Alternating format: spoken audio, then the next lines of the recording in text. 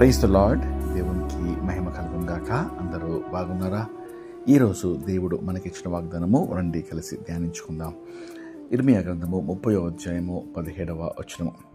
అయితే నేను నీకు ఆరోగ్యము కలుగజేసేదను, నీ గాయములను మాన్పెదను, ఇదే యెహోవా వాక్కు. ప్రియమైన దేవుని బిడ్డలారా, నేటి సమాజంలో అనేకులు ఎన్నో రోగాలతో బాధపడుచు చాలా కాలంగా మంచంలో ఉండి ఆరోగ్యం కొరకు ఎదురు చూస్తూ ఉన్నారు.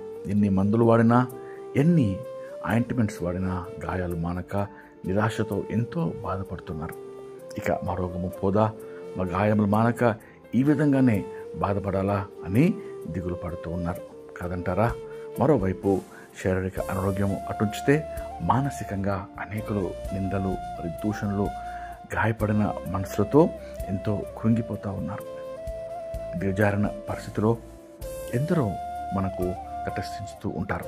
ప్రియ సహోదర సహోదరి, నీవు శారీరక మానసిక ఆరోగ్యం కొరకు ఆశపడుతున్నావా?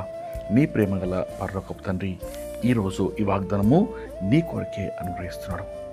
నా ప్రియ బిడ్డ, నీకు సంపూర్ణ ఆరోగ్యము కలుగజేసి నీ గాయములను మాన్పెదను, నా గాయపడిన హస్తములతో నీ ప్రతి గాయమును కట్టెదను అని నీ దేవుడైన యెహోవా సెలవిచ్చున్నాడు.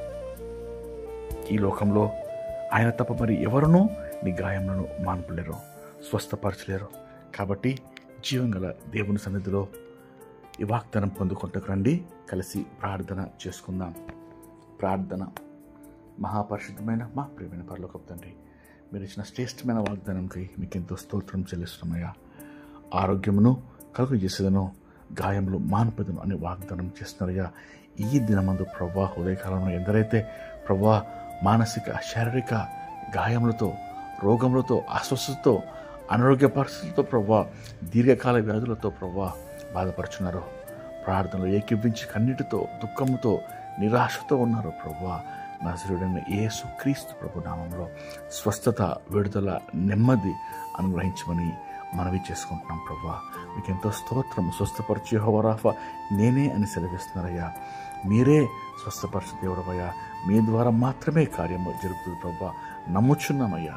నీ బిడ్డలను స్వస్థపరిచి బలపరిచి నూతన జీవముతో, నూతన ఆరోగ్యంతో బలపరిచి సాక్ష్యములుగా ఈ సమస్యలను మార్చమని వేడుకొంచు మీకే మహిమ చెల్లిస్తూ ప్రార్థన ఆలకించినందుకు స్తోత్రములు చెల్లిస్తూ యేసుక్రీస్తు నామములో వేడుకొంచు ప్రార్థిస్తున్నాం తండ్రి.